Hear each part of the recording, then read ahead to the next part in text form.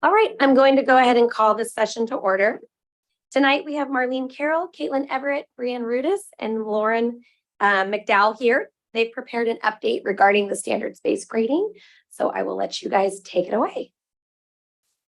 All right, and I'm going to kick it off just as an introduction. This is a really ongoing and very positive conversation regarding the implementation of a reformed grading practice that has really probably been 20, 30 years in the making. And we don't have time to go long on that. But, back when it began with Reagan, who issued a nation at risk regarding the performance of public schools, which led to this first idea that, hey, shouldn't we have standards? Shouldn't we have benchmarks by which all schools can be rated and held accountable for?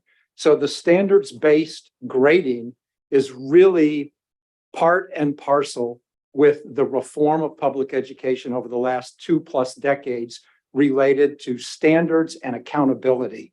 And it's been a long journey. There have been fits and starts. Every district in the country has been on its own pathway, as Sherwood is. And so tonight is the first of the dialoguing about what this is about.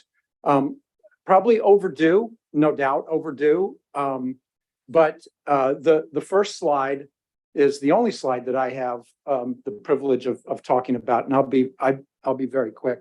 The shift to standards-based grading was really intentional, and it went along with the accountability push, the adequate yearly progress, and all of those elements of trying to raise the bar for America's public education. But we will hear this evening some of the why it's better, why it is more aligned with accurately assessing students. And that gets into this whole business of what is a grade? What is a grade for? When I get a C or a B or an A, what does that mean? Well, in the case of like landing an airplane, we know what that means, right? That performance-based assessment is there. But then there's everything in between. And so the conversation on reform of grading practices is a very deep one, and it's a long one, and Gary has some history on that. But hopefully this evening, we will be able to answer pieces of that question of why is it better. I have learned a lot over the last 3 weeks, 2 weeks, and the what have we learned has been a collective process along this work. The most acute things, which we hope to talk about tonight and get plenty of dialogue on, is what do we need to go forward successfully regarding standards-based grading? And there's 2 areas that really stick out, and we'll talk a lot about those this evening. We have undoubtedly must do a big lift with parent resources and parent education so that parents can truly be partners in the assessment of their students in our schools, our secondary schools. And then secondly, and this is where back in the fall, in our commitment to not negatively impact campuses, the very first thing we did to cut 2.2 million out of our budget is we went right at Marlene's teaching and learning professional development budget. And she was frankly crippled to do some of the professional development things. The second big area that we need to work on and address resources to is teacher professional development around standards-based grading. We recognize we have a tremendous amount of work to do. So the focus tonight is discussion, dialogue, and it's the beginning of a conversation for improvement. And then finally, that last point, the impact on teaching and learning from a classroom perspective. Thank you to our 3 campus people for being here this evening. On top of everything else you have to do, you've carved out the time to be here and share some of those experiences. So with that, I'm going to turn it over to Marlene. All yours. All right. So let's start with talking about why we've decided to re-examine our assessment and grading practices here in Sherwood. Coming out of the pandemic, We saw a significant increase in failure rates at our high school, and we saw a significant increase in the gaps of learning in our K through 8th grades. And this led our teachers, our counselors, our administrators to sit down and start having conversations around what are we going to do to respond to the learning needs. We found that there wasn't really any clear way to determine what they were missing. What's the learning target that we were trying to achieve that the students are missing?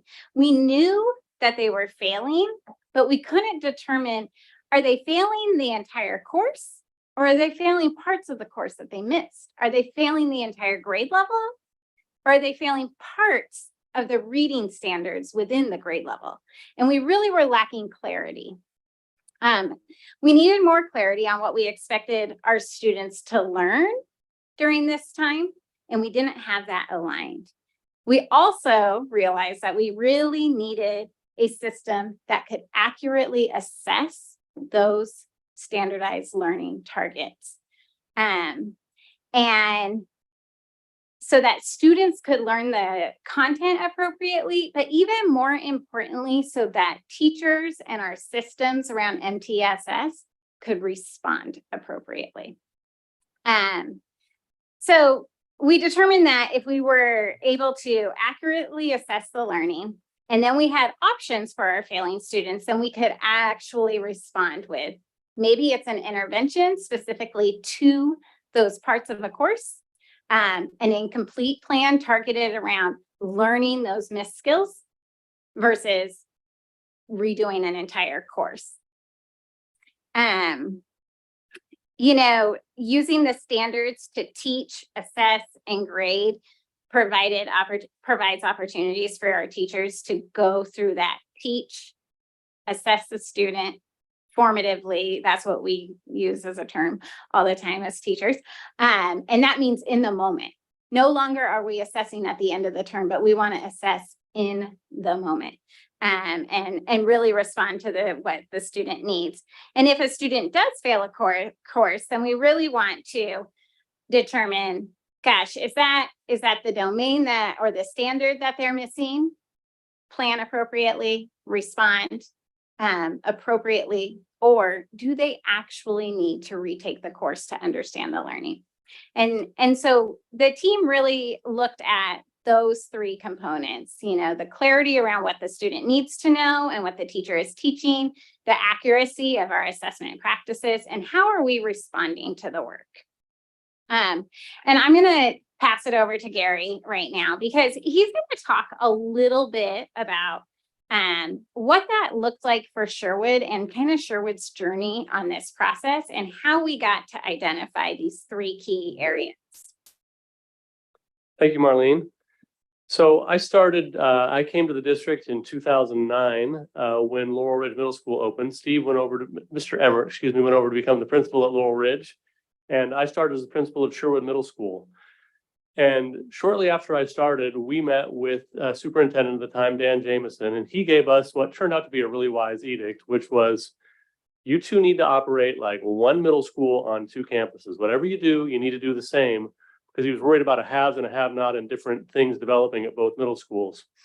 So after that conversation, Steve and I agreed from what we had seen and what Steve had seen, that assessment was a critical area. And we launched what we didn't know at the time would become called proficiency-based grading, but we launched an initiative called proficiency-based grading. At the time we did that, elementary was fully doing standards-based grading and had been since we think about 2005 or 2006. At middle school and high school, there was no assessment plan that I'm aware of, at least on the district level. There were no common assessments within grade and subject areas. Some teams had those grade and subject area common assessments, and some did not. It sort of depended on the grade level. In some cases, behavior and homework accounted for up to 50% of the grade. We made a move towards bringing consistency to our work and students being graded based on proficiency on the standards, not on behavior, attendance, and homework. Most of our surrounding districts were doing similar work. We did some good work and brought a lot of consistency, but there were certainly some challenges and some areas we needed to improve in. Once we implemented, those practices remained consistent for a few years, for several years, but over time, they became less consistent and drifted a bit. Common expectations around grading became more varied with the addition of new teachers and new administrators. And this is something teaching and learning had been working on going into the pandemic, and certainly coming out of the pandemic, was to try to shore up the assessment system in the district. The slide that's up here, we've drifted a little bit more to a more traditional model of grading, away from the proficiency-based model we looked at. And this is a slide that shows a little bit of what traditional grading might look like, where you've got 5% of the grade from behavior, 10% for homework, 10% for formative assessment, which is like projects and quizzes, and 75% coming from summative assessments. And this shows an example. This can go either way with this type of system, but in this example, this is an example of a student who wasn't necessarily well behaved in class, didn't really do the homework, kind of checked out on the quizzes, but when it came time to take the test, the student knew the material and got 98% on the summative assessment, but ended up with a C in the class. And it's not clear what the student doesn't know and what the student does know about this particular subject. This can also go the other way, where a student does not do well on the summative assessment, plays school really well, behaves in class, does all the homework, maybe turns in some extra credit, aces the projects, and ends up with a grade that maybe is higher than their level of understanding. And so this is what a more traditional model of grading can look like. And before I turn it over to Marlene, when we think about the proficiency-based grading and where we're headed today, proficiency-based grading came from the district, or from Steve and I. Steve and I at the middle level decided this is what we needed to do and was an important initiative. The teachers had input into how it looked, but they didn't have input into if it was going to happen or not. The difference between where we were then and where we are now is this has come from our teachers who were out ahead of us. While teaching and learning was looking at getting started with this work, our teachers were out ahead of us. And they came to teaching and learning and said, we need to change the way we're assessing our kids because it's the right thing to do. And that's what ultimately started this movement and got us to where we are right now. So I know that's a long kind of look at the history and a quick look at some traditional grading. And at that, I'll turn it over. I think it's Caitlin and Marlene. Is that correct who I'm turning it to? Okay, thank you. All right. So next slide, please.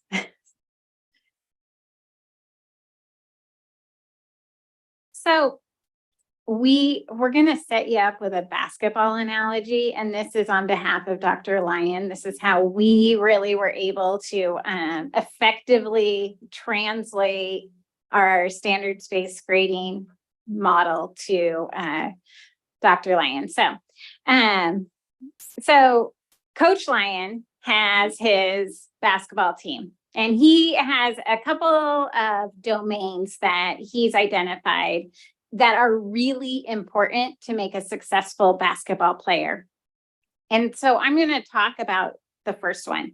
He's determined that defense is the most important, or one of the most important, or what we would call essential categories for his players. And he's identified certain essential skills that go into the domain of defense. It's the on-ball and off-ball defense, the footwork, and the blocking out when there's a screen. And he has a player that he wants to give really direct feedback on all these different essential skills that fall under the bundle or the category of defense. While the player is practicing, he's noticing that, he's able to do short little formative assessments. Maybe it's project-based where he's running plays and he's seeing this happen live. And he's able to give scores on this. He's doing it on ball, off ball. Sometimes it's in a summative assessment, which in this case would be a game. And those scores go into his grade book. And he's able to average those scores and they come out with a summary judgment. And he's able to say, hey, this kid knows defense.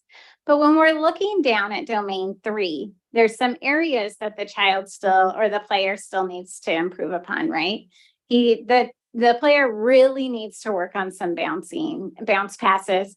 I am not basketball. But He's working on some bouncing. The bounce pass and the chest pass, I learned all about that.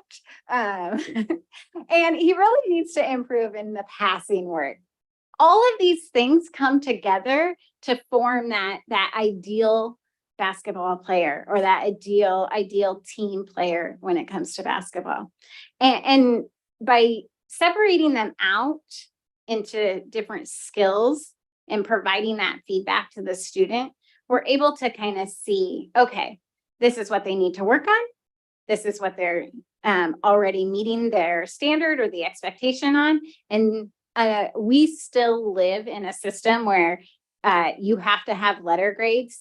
The difference between secondary and elementary is elementary doesn't need letter grades, right? You see the X or you see the meets, or when I was in school, you saw the E or the S or the N, or the plus and the minus. You can use symbols for elementary, but as we get into secondary and especially high school, we need those grades because they need to go on transcripts so that students who are going into a college path can use the grading system.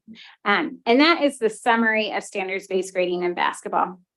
And Caitlin's going to really share how this applies in one of our classrooms.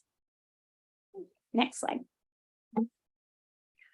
Yeah, thank you for the basketball analogy. I think that's helpful. Of course, you know, like the classroom does look a little bit different than the playing field. So I'll kind of go over how this might look in a language arts. And this example comes from a 9th grade language arts.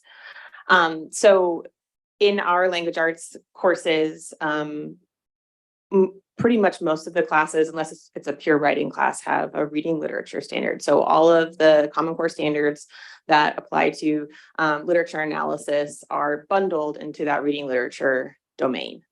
And so we're really focusing on, in this domain, not so much like the form of their writing about literature, but are they really understanding the elements of literature, and can they analyze a text? And so for students that really struggle with output, whether that's writing or speaking, there's many ways that they can demonstrate their knowledge of reading literature. So that way they can have a collection of evidence that comes from a variety of output modes, allowing students to show what they can know without being hindered with maybe some of their other weaknesses. So, you know, between their book club assignments where they're engaging in discussion about literature, they're turning in essays where the essay actually gets multiple score. You'll notice that TKAM, that's To Kill a Mockingbird essay, shows up in domain 1, but it also shows up in domains 2 and 3, because that one essay can have so many different ways for students to shine, right? Maybe their analysis of the story was really high level, but the organization of the writing needed some work. So instead of just getting, say, hey, here's this paper, you got a C on it. Instead it's, hey, actually, you really did a proficient job of analyzing this text. Your writing was pretty organized, but on the rubric, I see some room for growth. And then we get that better feedback to the student. And in my experience, I was a science teacher before I became an administrator. And this was so empowering to my students, because instead of like on a test saying, sorry, you failed, which sometimes the student may, you know, they get less than half of the test correctly finished. Overall, that would be, you know, say 50%. But instead it's like, hey, you know what? You got it. You really understand photosynthesis, but you've got some work to do on understanding respiration or cell division. And it's just such a better conversation that I can have with the student about their learning, because we're breaking down their performance in a way that makes sense and isn't just a number. Because as soon as you just put a lump sum in front of a student, that's all they see. And they often won't even really look at all that hard work that teachers put in to give those written comments, because that number can feel really overwhelming, especially when it's not good. So we have this ability to give a whole collection of evidence around each domain over time. So if a student is at first not succeeding, they know what they need to work on, and they have the rubric in front of them, and they can consult with their teacher about what parts of the rubric they're not meeting so they can grow in that area. And so for having that collection for each domain, and those teachers really intentionally designing multiple opportunities within the trimester for them to show their growth, we're able to then have at the end a summary judgment that captures what that collection has shown about the student's learning. And the cool thing there is that there is a no point, at which we're just saying you can't improve, right? Whereas with a traditional grading system, sometimes, especially when students struggles to turn things in at the beginning of the term, they can get into a point hole that they can never come back out of. And it's really crushing. I've had conversations with students that say, why would I go to class? There's mathematically no way for me to pass. And they're not wrong. And we want our students in school. We want them to keep trying. And this system allows them to see that way of demonstrating the growth. On the flip side, some of our students that are really high achieving have often felt like they have hoops to jump through. It's like, why do I have to do all this homework? I know how to do this type of problem. Well, this grading system reinforces that, hey, if you know you're learning, you know how to do this, you can do as much practice as you feel you need to master this content or skill. And so in my experience, it really helps all types of learners because it gives them that clarity and that accuracy. So when we get back to Marlene's point about getting to that letter grade that we do need to get to for our system to work, that second step of the grade is to go from the summary judgment to the letter grade. And we have a matrix that has rules around what the percentages of the domains need to be in order to get letter grades.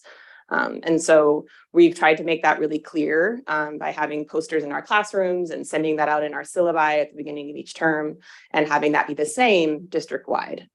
And so ultimately, this is part of that coaching we need to do with parents and families to really understand what the matrix is and for them to understand where their learning is and why they're getting the feedback that they're getting and the summary judgments that they have.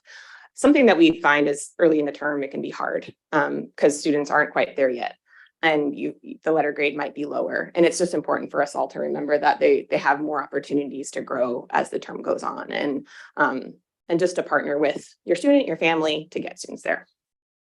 So we chunked this work session into 4 chunks. And we're now at the part where we discuss this first chunk that's been presented. And this is an opportunity really to listen and to get feedback, to discuss your perceptions, your needs, as we have the people here, and really just absorbing what those concerns are on this first part. And then we got 3 more chunks, and we'll have time to discuss after every one of them. I have a question. Thank you for that presentation. I like the basketball analogy. My question on the summary judgment of where's the threshold for the intervention piece? Where does that come in? Is it a 1? Is it a 2? I mean, what has to be hit in order for a student to receive that feedback in one of those categories in a domain? Yeah, so really, I think students deserve feedback no matter what level they're at. And we want to always help students reach their goals. So if their goal is to get an A and to get a 4, which I hope all of our students' goals are, we're going to give them the feedback and support to get there. Now, if a student is having 1s consistently and not making growth, or even 2s consistently and not making growth, like that, it's that lack of growth that we might see over a period of time where we would say, okay, this student needs some extra support because they're not reaching the goal that I have for them and that they have for themselves. So it's when students sort of stagnate for maybe a number of weeks and they're hitting walls and they're not able to get over that by themselves. We would, hard request them into flex time, or, sit down with them and have a conference and, pull out their essay and really help them understand where they're not reaching that rubric expectation. Is there enough of you to go around? If there are multiple students who are struggling and you're hard requesting kids, is that covered in professional development on how to work with multiple kids? I'm just wondering how you go about with multiple interventions. Well, this kind of gets into the professional development piece that Dr. Lyon was speaking to at the beginning of this presentation. So one of the challenges is we were planning on working with teachers on that response effort. And we've created these opportunities in our master schedule for flex, but we haven't quite gone as far as, okay, how do we identify based off of these grades or these skills that the student isn't meeting? And when do we start having conversations as a PLC on what does the student not know? And how do we create an intervention to plan around that learning? And what often happens is that teacher team of experts really can come up with some pretty good solutions on like, we need to try this, this, and this. Let's try this first and see if there's any response to it. If there's not, then let's go back and try this. And so part of that next step of learning around this new kind of grading and assessing and responding system is really to identify, how do we identify interventions? What's the menu of interventions that we're going to choose from? And then as we get to know those interventions better, and we'll be able to really identify, okay, this student needs this support. We have some of that going on. We responded, sometimes it's student initiated, but not always. Sometimes it's teacher initiated. And then in addition to that, we have some tier 3 interventions. So students that, like we talked about from before, they're the ones getting those ones. And we see that happening. We think it's a pandemic, one of the effects of the pandemic, because we hadn't seen it since then. And they're getting some very intensive support that goes beyond like a flex period. Right, like we might place that student in the student success center, right, where we have a language arts and a math certified teachers to give them like that extra, much more support. But we do have examples of students getting grouped to support them in similar ways. Like our language arts teachers might offer, we have students that are struggling on their speaking and listening domain. They might offer an additional like discussion opportunity during flex for students that need another chance. And they would, they could have a prep day and then a discussion day to help them get over that mark when maybe there wasn't, enough chances for them to do it in class. Just as one example, or maybe the algebra teachers look at their data next year when they implement and they're like, wow, our freshmen are doing great on calculating slope, but they really need help with graphing. Let's do a graphing flex. And so because the gradebook data is organizing the learning instead of just the points, it helps the teachers see what their students need so they can offer that help. So I'm sorry. Go ahead. Yeah. Well, I was just going to say, so I teach 6th grade language arts. And for me in the classroom, when I notice or I've given an assessment and I notice a student is struggling or excelling, so it's kind of on both ends of that spectrum, that is how I frame my conferences that I give them in our workshop model.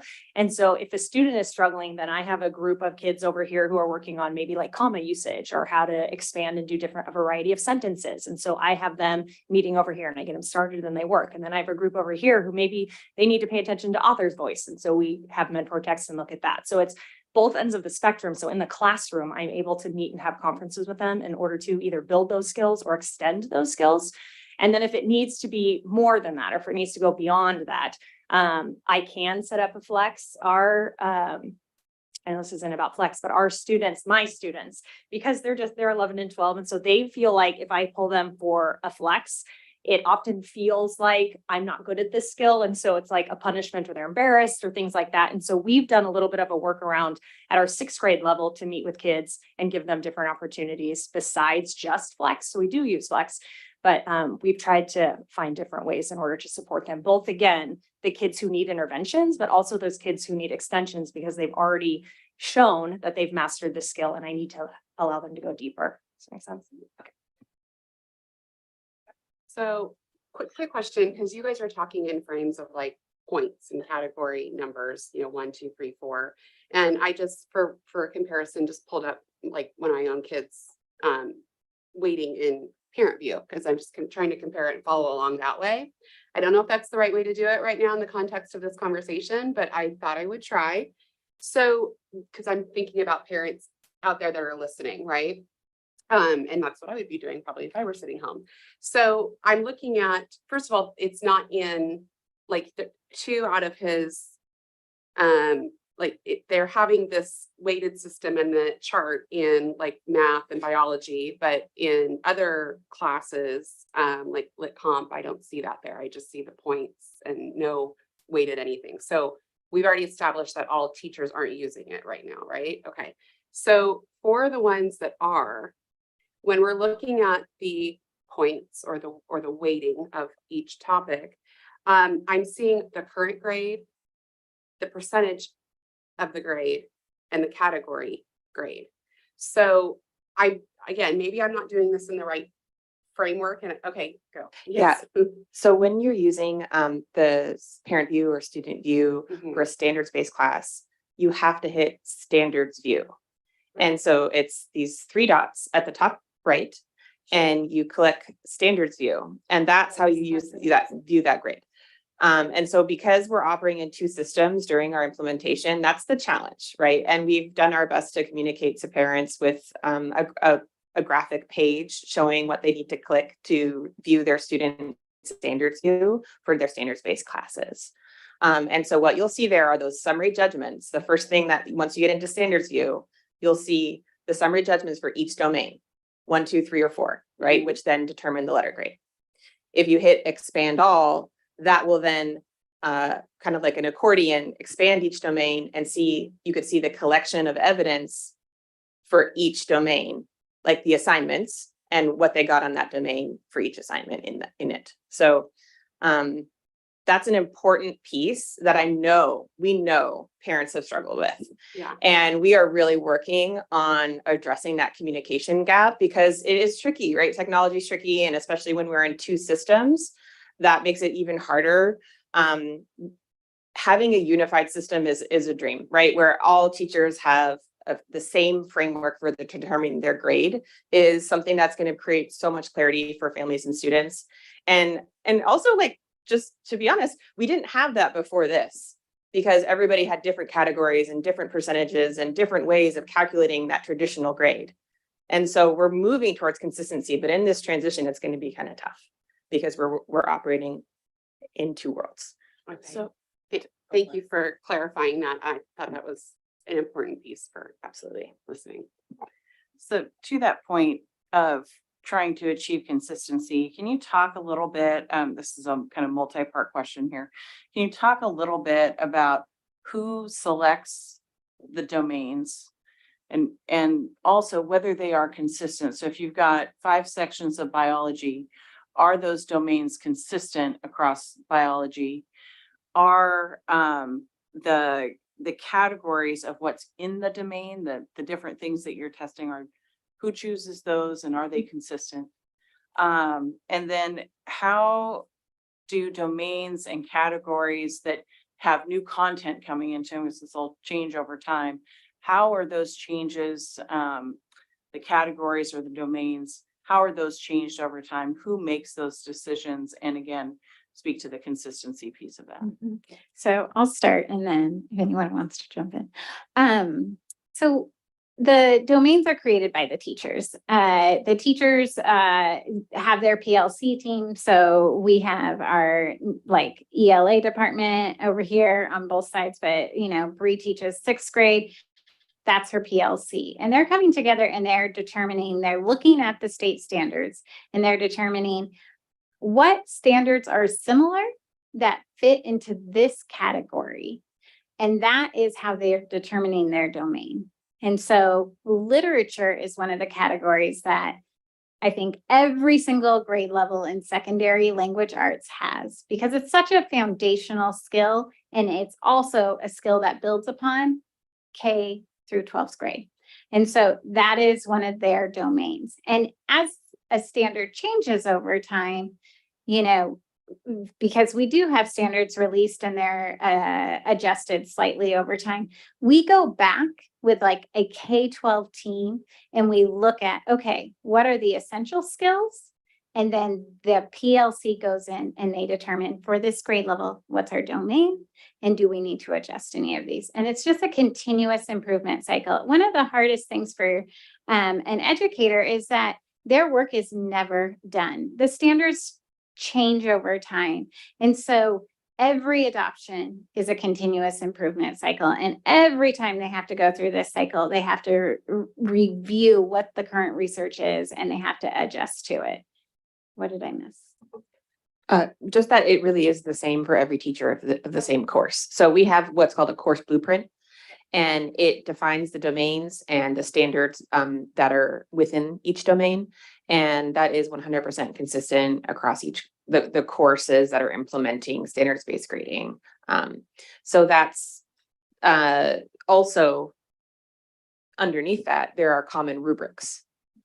So that and part of the work that we're doing moving and really digging into, we're excited about having a second year to continue for the teachers that started, is they're really starting to sit down with those rubrics and with student work and calibrating, right? So what I think is a 4 is that what Marlene thinks is a 4 when we sit down and grade our essays together. So we can really create a consistent experience for our students.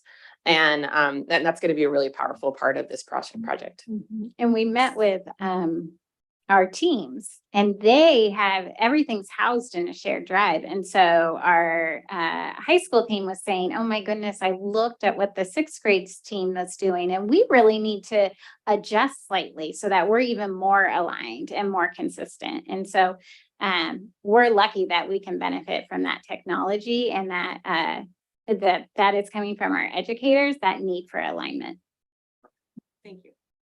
So standards within the standards, within the standards. That's good. So for, it's not, all teachers aren't using it. What have you received back as far as feedback from the teachers that aren't using it? Like what challenges are they running into?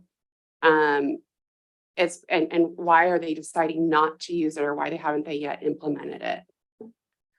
Yeah, so I might just kick that off because we're actually really happy to report that all of the teachers that piloted this year want to continue. And I don't even think nobody asked to stop doing it because they're just looking forward to the next part of their work together.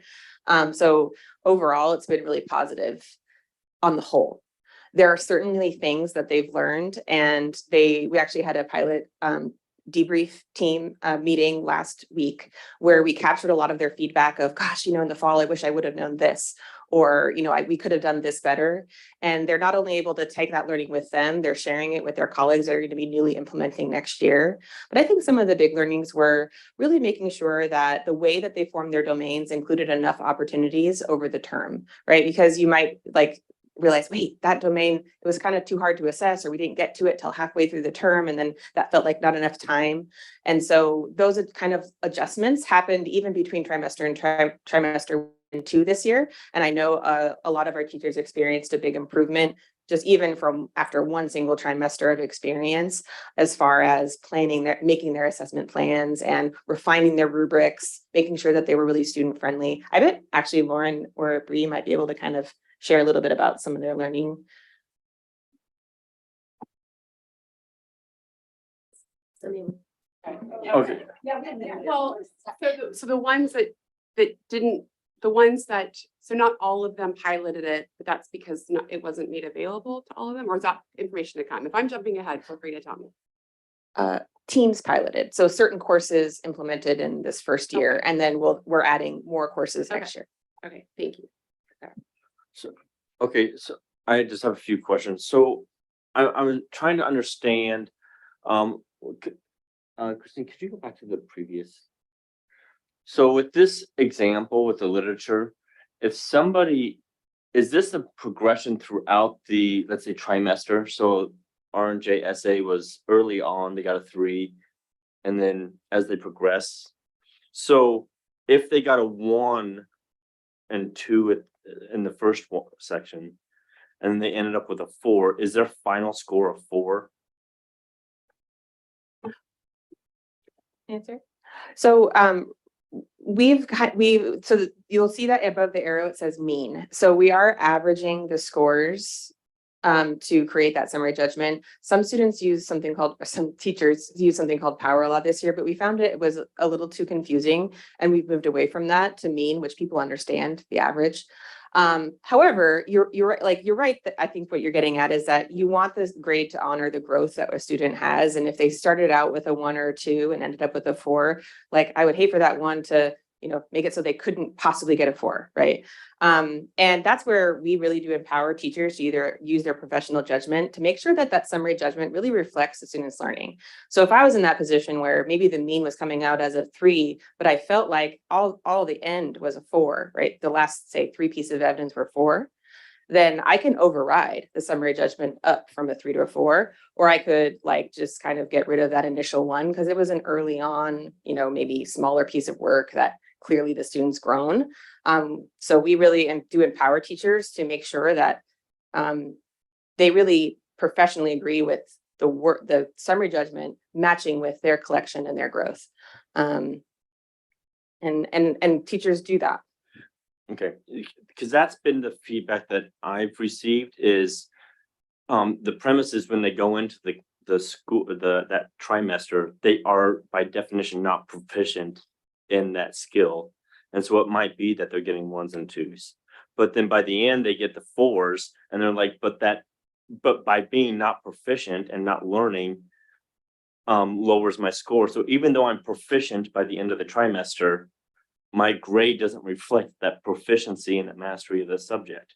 And so that I would say I would be concerned about that because I think the theory and the basis of standards-based testing is you've met the standard, you've mastered the standard to a certain degree, and all of the teacher's intervention and hard work, in a sense, is undermined because that one early on when there wasn't any intervention is reflected, is holding back that student. So I would, Yeah. that would be, I think that's Yeah. my thought that's kind of going into this. Yeah, I can speak to that. 2 points. First point, I would say in the beginning of the trimester, because we are trying to, I would say, isolate more skills. A lot of our assessments are very formative, on the spot feedback. And sometimes we will enter a grade into the grade book so that they see their score, they can see their feedback. But they know that that's a placeholder and we will replace that score. So that's a really common practice in the language arts department at the high school. It's early on practice, formative practice. They know they got a 2, but that will be replaced as they improve. And then another practice would be just revisions and honoring revisions. And I know, again, at the high school level, we see writing as a process. And so we honor revisions. And if this is a skill, so for example, Romeo and Juliet essay, they really struggled with their grammar and word choice. But they did okay. They were meeting in the reading literature. So now let's go back. Let's focus on that specific skill and revise it. And then that grade, the 2, can be changed. So I do think that the teachers are able to make professional calls with assignments early on in the trimester that can make sure that the ending and their growth is seen in that final grade. Okay. And then I would say the other thing I was thinking about is, let's see how I ask this question. So I just lost it. Do you want to ask you a question? Yeah, I was Ask gonna yours and then maybe piggyback on Director Lee in terms of traditional grading, as we've talked about, has more of a punitive aspect to it, where standards-based is more taking that punitive nature out of grading. And would you say that pretty much just summed it up, and that's you have the ability to change at the end instead of just using this hard grade at the beginning of the trimester and saying, oh, sorry, that's the way it goes. Is that pretty much it? Okay. Okay, now I recall what I was going to say. So it's a kind of a 2-part thing. One is I could see at some level that a lot of these scores will be based off of formal testing or assessment. So if you get let's say a math course, there's going to be a formal test, or maybe even like a physics where there's multiple choice testing.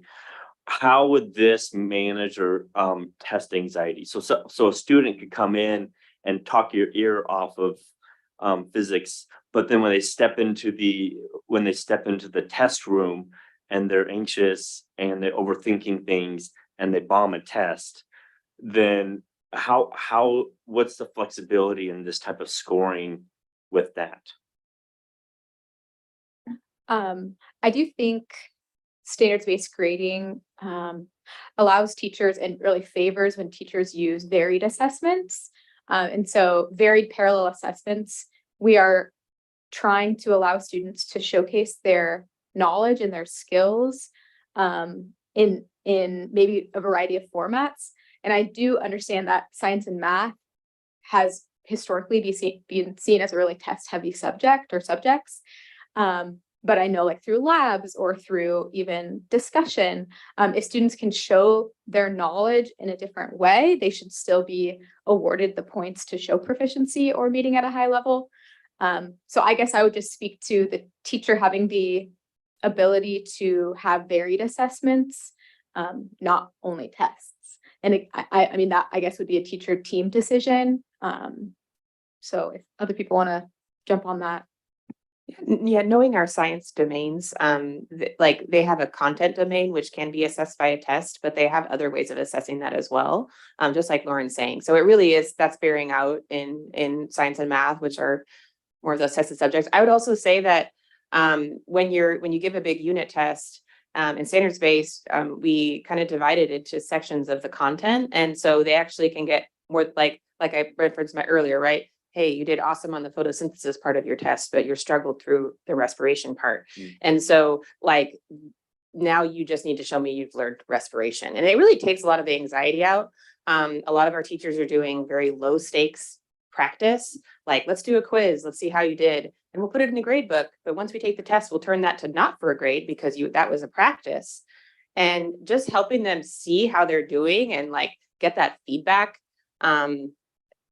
And knowing that they have another chance later, right, in the final, like there's that they can keep growing. So that's, I don't think it's making test anxiety any worse. I would definitely say that. As well. I was just gonna say the same thing. Yeah, and it might be, I know you made a great effort to like chunk it out, but I think because we don't know what's coming and people seem to have questions, I almost wonder if you should just go through your presentation and then if that's a reasonable suggestion so that we get to what you've prepared and we don't go ahead of you. Is that okay?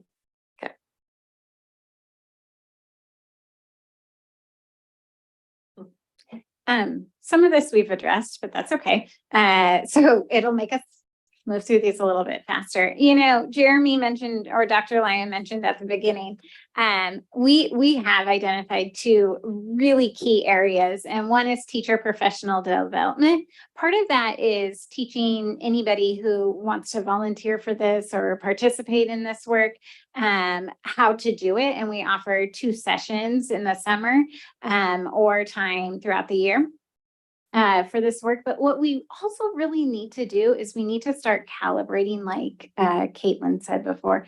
That means that, you know, getting teachers in a room together to look and determine what does it mean to get a 4. And, you know, looking at the student's work and all grading it the same way, and then having those conversations and making these common agreements about those practices so that we're doing things similarly. And that is what, when we met as a piloting, when we asked the pilot teachers to, hey, why don't you come on in and tell us what that experience was so we can make the adjustments we need to make. That is one of the number one things they said. We want time to calibrate our work and to really align the practice and focus on it. We want more time to do this really important work. And so that is definitely a need. In addition, Caitlin already talked about parent resources and communication and refining that practice. And maybe it's, you know, surveying parents, but, you know, it's probably also sitting down with parents and doing some empathy interviews and really getting their story about what is that experience and what would help you along the way, the things that the nuances that you miss from just a survey, right? Like there's so many key components that you miss that you don't hear. But then when you hear the story, it's a little bit easier to identify, okay, I see some areas that we can make growth on. And so doing that work and creating those forums and those opportunities to hear the story of the parent, because it's super important, right? Like they are our partners in this work and we have to make sure that happens. That's when we really will see some student growth, when we create those wraparound services. Next slide. All right, we've also learned some other things. So including with the parent toolkit, we've been talking to parents and we know that Synergy and Canvas is something that, yes, it's important with standards-based grading, but we really feel like that's important with everything we do, and really teaching our parents how to use those tools. It is so different than when you or I were a student. We didn't have those tools, and so we want to boost opportunities to share what those are about and teach our families how to use them. We discussed that power law was confusing, so I'll move forward with that one. And just emphasizing that parents and families really are partners in this work. Communication is essential. We want to provide ways and experiences that teachers can learn from each other when they're communicating. And so part of the teaming model that is so crucial is when Ms. Rudis is talking to parents about how she communicates her grading system. And we have new teachers, or we have teachers who are uncomfortable having those conversations. We team and we talk about the practices involved and we role play what that looks like. And we have those conversations about, I had this challenging situation and it didn't land well and I want to make it better. And we start to improve. We're in this transition period, which Caitlin spoke to, and that is one of the challenges is you see a percent at the grade when the grade is showing. If we were in a standards-based system for all at this point, you would no longer see that confusing percentage that doesn't align to the ending grade. And then we need some kid-friendly rubrics, really just kid-friendly rubrics, and that's time for teachers, time outside of the classroom, either extended duty or substitute time. And then one of the other requests that came out of our time when we spoke to the teachers is they said, hey, we want to learn from our peers below and above us, because there's really important learning and alignment that can be done. We're doing all this work around standards and what standards taught at 6th grade and how that builds and what's foundational that they need in 7th grade. We need time to talk to each other so that we know, hey, 6th grade covered this foundational skill, so 7th grade doesn't need to cover it. And 8th grade will cover this other foundational skill that builds upon the work that 6th and 7th grade did, and so on and so forth. Next slide. Next slide. All right. You free. Okay, so just a couple things as I was reflecting on my year of piloting standards-based grading. And as Gary talked about earlier, I was part of that group that did the proficiency-based grading. And it was nice to be able to dive back into some of the key aspects of what we had used for proficiency-based grading. So it wasn't like all super new. And it was a lot of the work that we had already been doing. So it was kind of an easy transition, which was great. So the first thing I reflected on was the fact that grading is incredibly personal. Like it's personal to me as a teacher, because I want to make sure I'm giving the right feedback to my students so that they can make the growth that they need to. But it's also incredibly personal to my kids. Like they when they get the grade back, they have an emotional reaction to it, whether it's like cheering and like, oh my gosh, yeah, I got this, which I got today. And then like, oh man, I didn't get what I wanted. So it is incredibly personal, which makes it difficult to change or try something new, which has been a bit of the hesitation for some people as we have continued to discuss and pilot, and other teams maybe who haven't dove into this work. It's it's a time for us to just change that mindset. And we think as educators, like it is our job to help our students like grow academically and as humans. And so it is a switch of the mindset, but because it's so personal, a lot of those difficult conversations have come about, but it has been great in my classroom at least. And so I just think, as folks have said before, that the training and the discussion forums are going to be incredibly necessary, just so people can understand that this system of grading is incredible for kids, and it has been incredible for me as a teacher. And so I just think we need to continue to have those opportunities to discuss with community members or any stakeholder really about what that looks like and how to utilize that system. Oh, sorry, next slide. Okay, so these are my further reflections. Okay, so kids, and we've talked about this. So my kids are scored on their knowledge, their skill set. So it's not a reflection of their behavior or their attendance. It is what they actually know. And as Lauren was talking about, there's a variety of ways that they can display that skill set. It's not just on a test. It's not just on a big project. It is little by little as the trimester is going on and as the year is going on, if it's a year-based standard. Which goes to my second point, that kids have multiple opportunities to show proficiency, and that looks very different. Like I can have a quick discussion with a kid in a conference and be like, oh my gosh, you absolutely get this. I can do a quick like exit slip, or I can do a test, or I can do a final essay, or in a book club discussion or a Socratic seminar. So there's lots of different opportunities for kids to show that they've had that growth, or they are proficient, or even exceeding or advanced on a skill. Then I know how to push them further. One of the things that I loved most about piloting this in this new format of standards-based grading is the fact that my kids are taking like the rubric that I give them. So I brought one because I didn't know if you guys wanted to see one. So when I give this to them, they are able to see each of the domains or the standards that we have for them and like see what they got and know what they need to do. So like I give them this back and then they're able to set a goal like, okay, I didn't do super great in my organization for my narrative graphic novel story.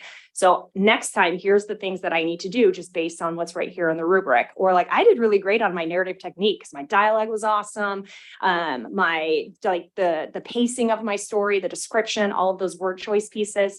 So they can see exactly what they need to do. And they are taking the time to use that to set their goal for the next assessment or checkpoint that we're doing, which has been really, really cool. And then I've seen them ask themselves like, hey, I know you're having a conference on this. I want to get stronger on that. Can I join that?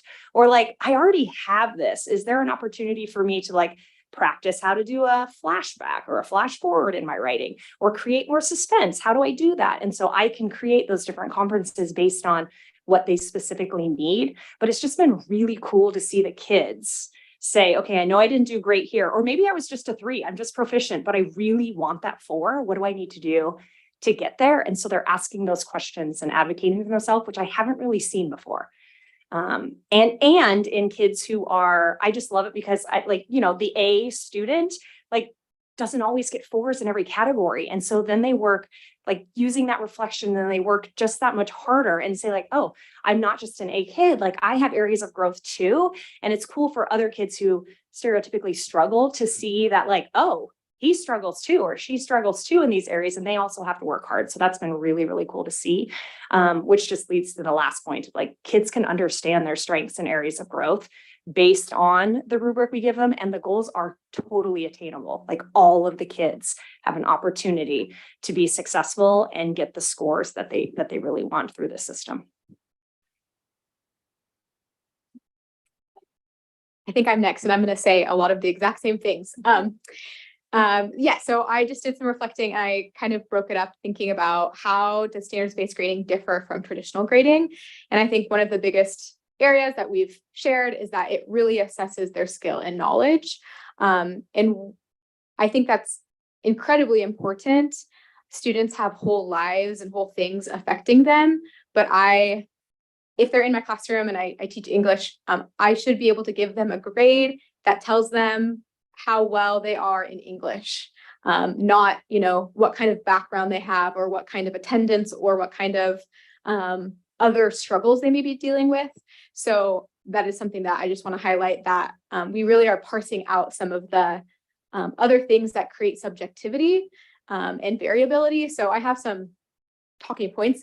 I do think it's important for teachers to try to be as much aligned as they can. So the rubric allows a 4-point system, and I, as a teacher, don't have to think, is this assignment worth 100 points or 90 points or 80 points or 70 points? And same with the kids. They don't have to think like, oh, is this 100 points or is this 50 points? And then the teachers too, you know, if we're both teaching the same class, oh, that teacher's making that assignment worth 40 points, but hers is only worth 20 points, but it's the same assignment. So removing some variability, removing some subjectivity of, oh, is a student actually getting a 95 or a 93 or a 91?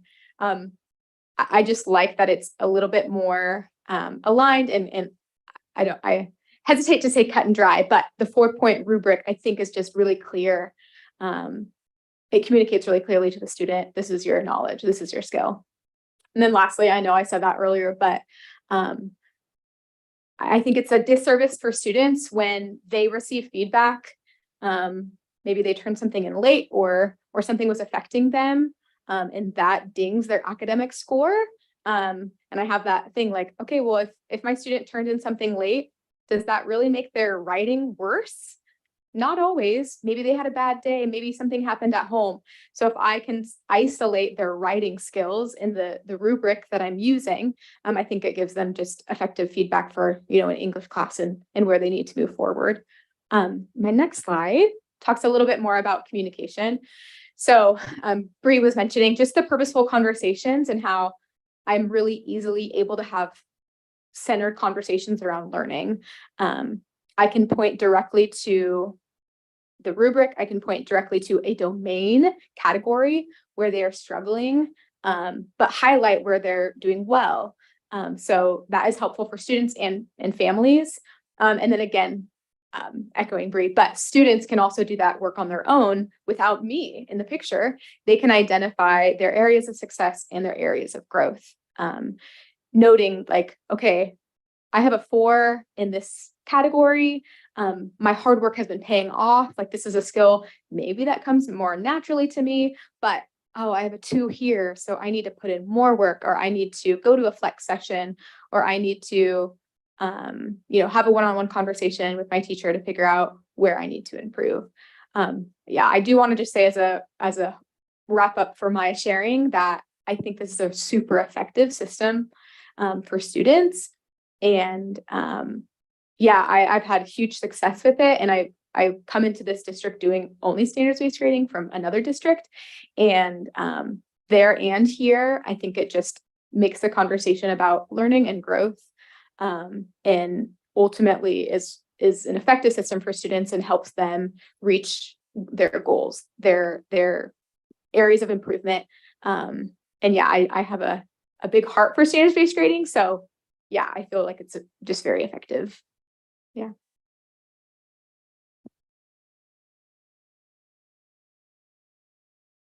That's our final slide. Okay. I don't know if much of I have a question as much just a brief share, because I've been pretty tough on this system. Like, I've had a lot of questions and my kids have struggled, like not deeply struggled. I mean, their grades haven't been horrible, but they have complained. They have not understood. I have struggled to understand. So it has like frustrated me throughout this year to understand like where the gap is.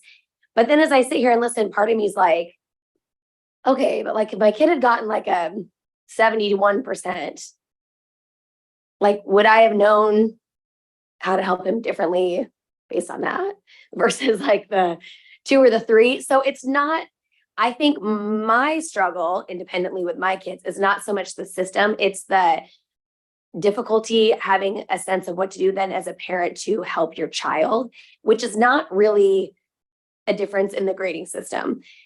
Part of me wonders, like, if it's a maturity thing, like, is this system harder for middle school kids than it is for high school kids? Part of me wonders if it's because I have boys that are that age that they're not, truthfully, they don't care as much. Like when you guys talk about your students, that is the way I would have thought of this as a student. But there is zero chance that my children think of this as, what can I do to improve this standard? But it wouldn't be different necessarily if they got a 72%. They would just be like, I don't want to get a C. My mom's going to be mad. But they wouldn't be like, I need to read better. You know, I mean, they would not equate it any better.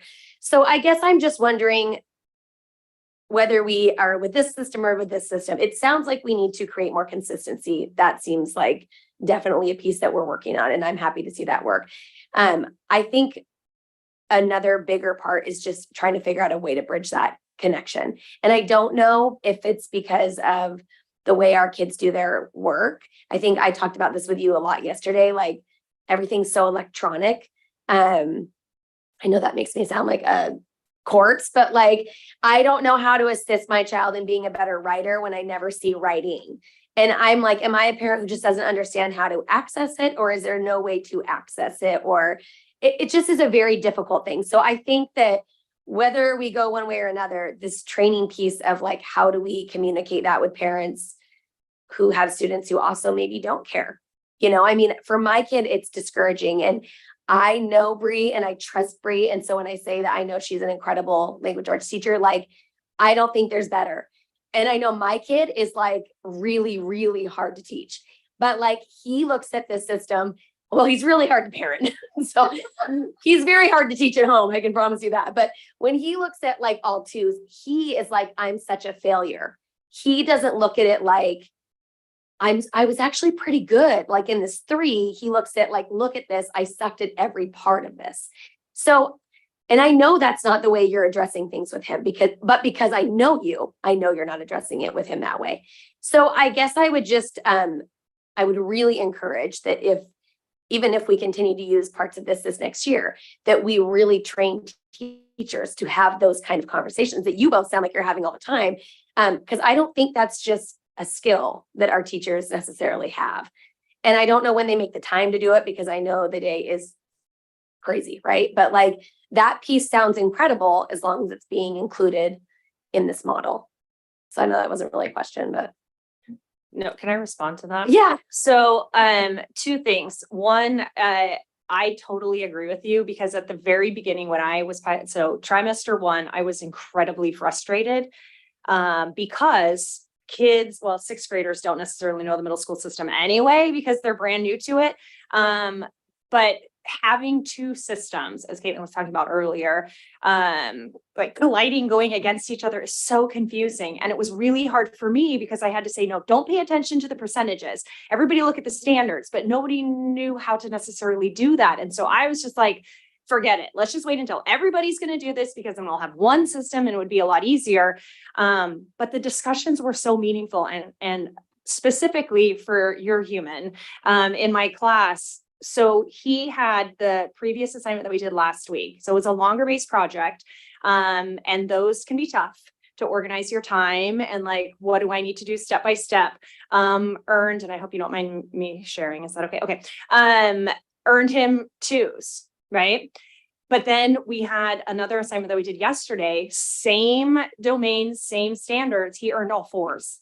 So between the 2 different assignments, that told me he does know the skill, but the project base was way more challenging for him because of the time management piece. It's not that he didn't know it. It was just, okay, now I need to help you develop. What do we do to use our time? Like, how can I help you so that I just don't necessarily need to check in with you every 10 minutes or whatever, or 2 minutes or 1 minute. But that's a middle school thing. I mean, it's not just your human Hawkins thing, right? But it was great because he does have those conversations with me. How can I change this from a 2? Because I don't want a 2. I want to be able to, I know this, like, how do I show you? And so we were able to have those discussions and he was able to do that. So it's nice to be able to communicate that here, but you're right. How do we get it out to you guys besides like the weekly email I send or like the direction sheet? Like, how do we do that? Especially if we're going to continue to have 2 separate systems for a bit until everybody's comfortable or everybody moves towards SBG. I don't know, but that is a huge piece. And I'm glad you brought that up. Well, and the second piece to that is, part of our conversation yesterday was almost even having, and it sounds silly, but like a survey with teachers to understand their understanding of their own grading systems, because I have had so many complaints and frustrations from teachers this year. And one in particular, we were talking about yesterday, I was just looking at grades and trying to figure this out. And I'm like, wait a minute, she's not even using that system. So like her feedback wasn't even in regards to that. Wait, I was like, wait a minute, we're not even talking about the two things, you know what I mean? And so I do think there is a big disconnect about, some classes, if you turn in nothing, you still get 50%. Some classes, your timing of when you turn, it's very confusing. And I know it's hard for us just to like hop on one train or stay on the other, but yeah, I guess just that work in between helping teachers understand what they're using, why they're using it, what it looks like, and helping them communicate it with their students is important, because I felt like I kept hearing my kids parrot their frustrations throughout the year. And that doesn't help either when you want to see, your kids succeed and understand. So I think that might be important feedback. Yeah, and I think one of the other great things about standards-based grading is the fact that we are all consistent. So if we are all doing this and have the exact same rubric with the assignments or the assessments, and they're all going in the grade book the exact same way, I think that consistency would be easier, and teachers wouldn't be necessarily all over the place. Or like, you're doing this and you're doing this and we're grading this. And then you guys as parents get 8 different systems and like, okay, this teacher graded it like this, but this teacher did this. That's very, very confusing. And I hear you, and I like lived it this year in trying to help and explain. So I do think that is one huge priority moving forward with the system, but it's great to have that consistency. So I'm hoping we get there soon. And we do have a lot more courses doing it next year, like the majority of the core. The high school will take a little longer because we have like so many courses to work through. Just have a big high school. The middle school's going to be like most. So it's really exciting that there's going to be even more consistency just after this one year.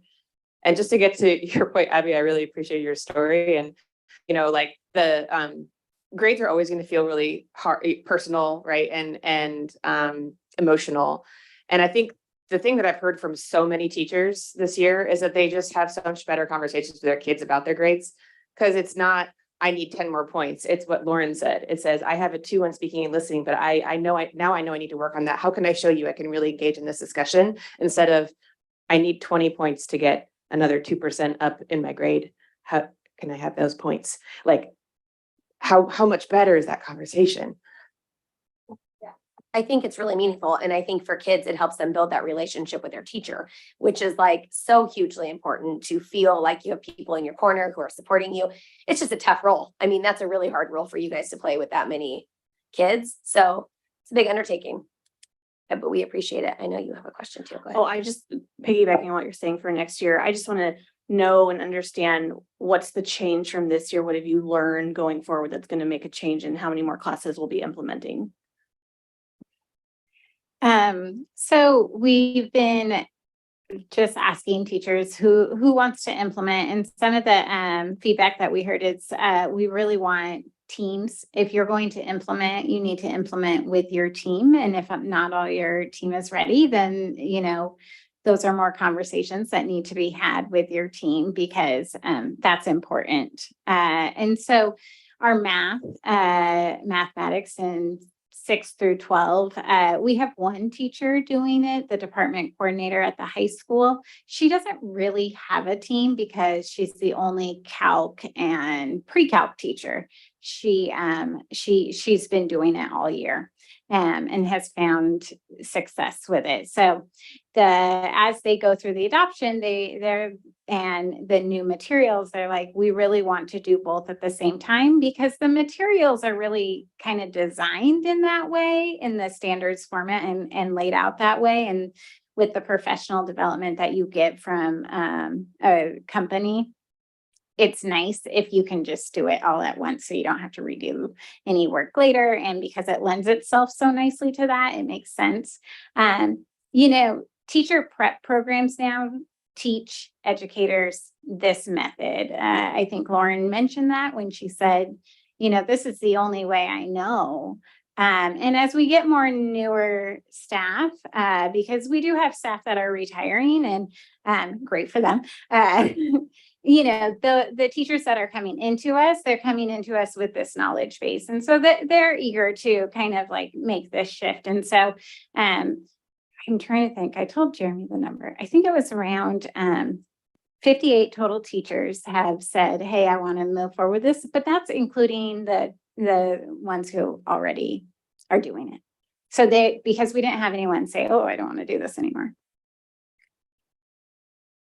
To address kind of the opposite, you mentioned the motivation of a student that it's impossible for them to pass a course. I'd like to address maybe the opposite problem of that, if it's a problem, that they get 4s at the beginning of the trimester. It's like, why should I attend anymore? I'm good. See ya. So throughout a term, we cover different topics, right? So, like, for example, maybe you nailed it with linear equations, but we're moving on to quadratics, and you need to continue learning this new content and maintaining that high level performance as we go through.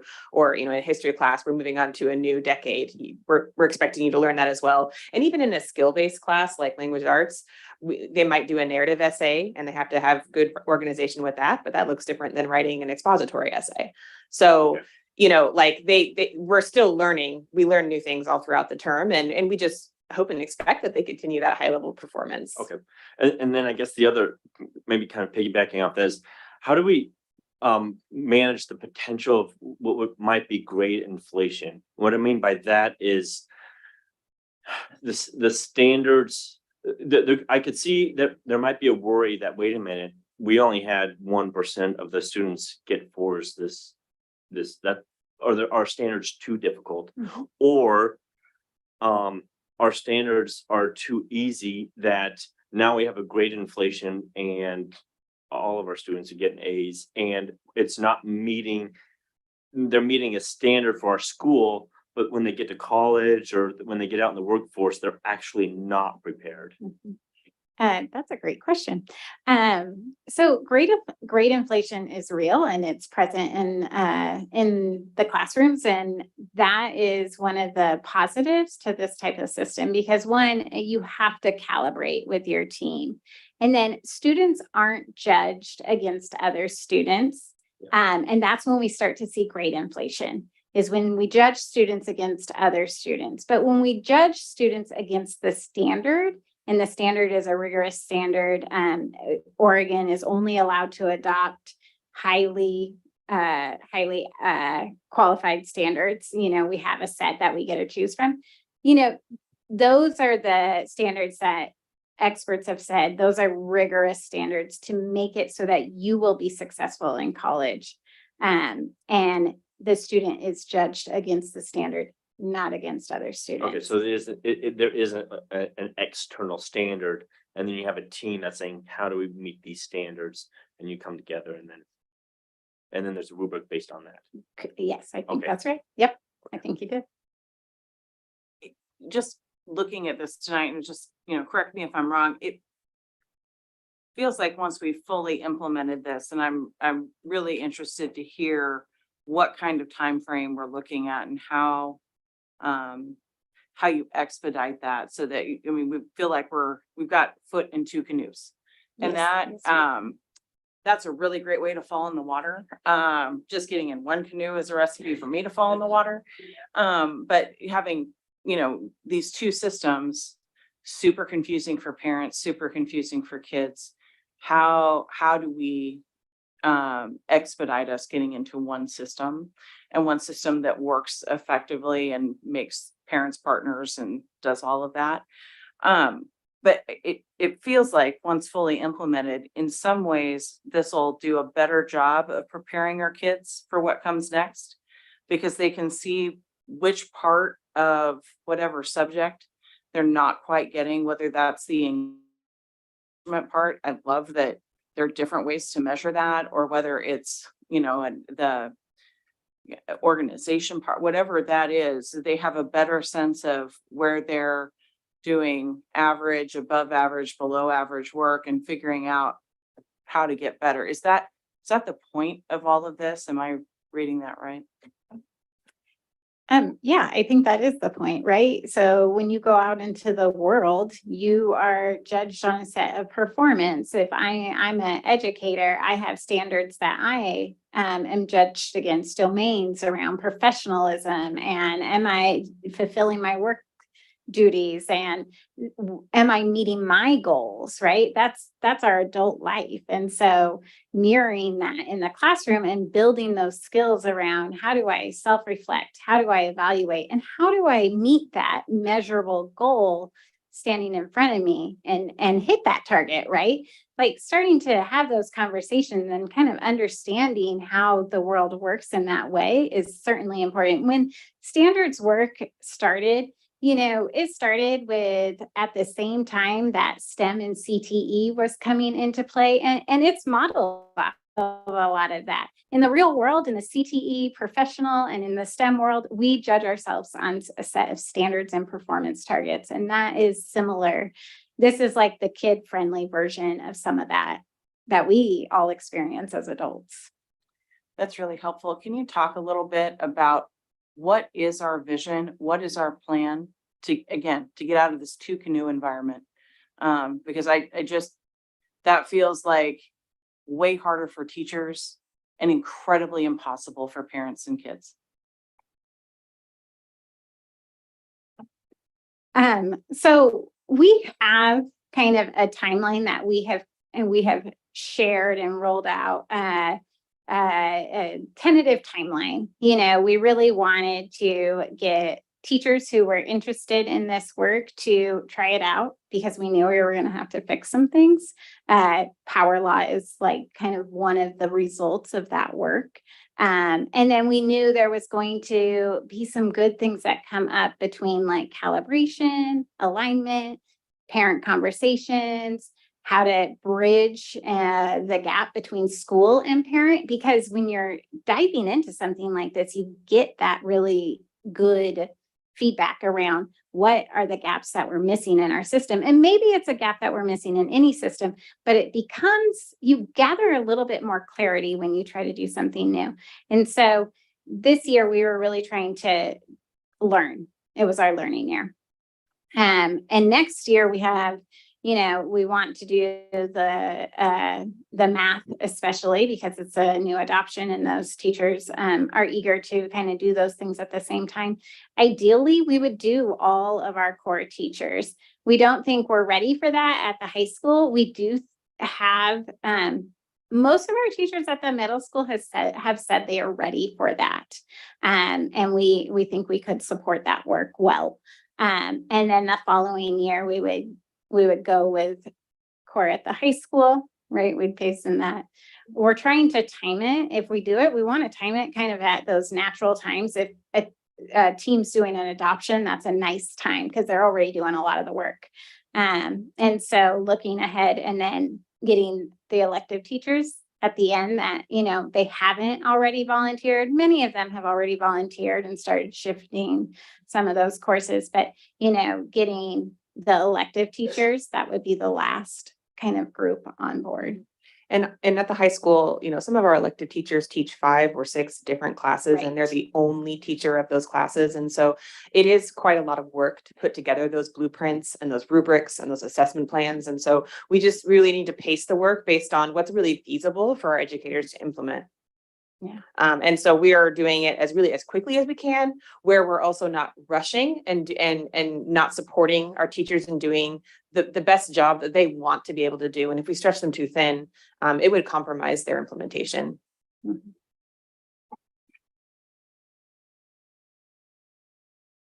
I know that we've talked about the implementation period where Beaverton's was 10 years to fully implement.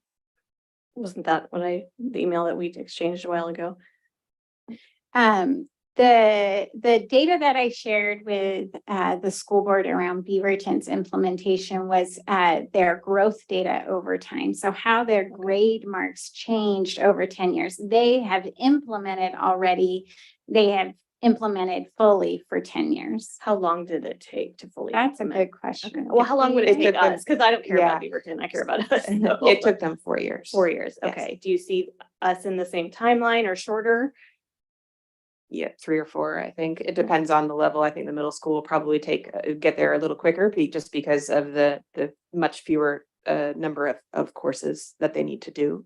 But yeah, I think it should be, that's a reasonable timeline, is 4 years. Not, there's including this one. I'm gonna pop in here just because I want to be mindful of time. I know we have our regular session starting at 7. So I really do appreciate you guys putting this together. I know this was not initially on the plans for us to get together and do this tonight, but it's been something that has been worrisome to some degree and bothered some of us throughout the year to hear feedback and not really have any sense on how to respond. It's a tough role because truthfully, like, we know, I think I'm speaking for all of us, we know we are not experts, but our community somehow does think we are.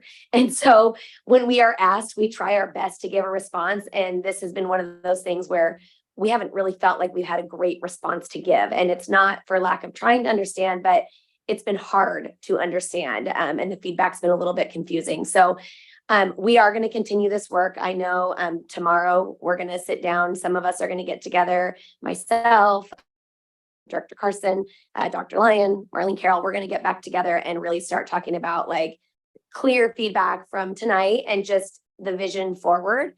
And so if people have feedback after hearing this session, it'd be great if they listen to this entire session first. But if there's feedback to share on suggestions or ideas or questions moving forward, we'd love to take that. And then hopefully we'll be able to provide some kind of update to the community on where this is headed in the near future. Anybody else? Okay, we're going to adjourn for a few minutes and we'll be back. Thank you.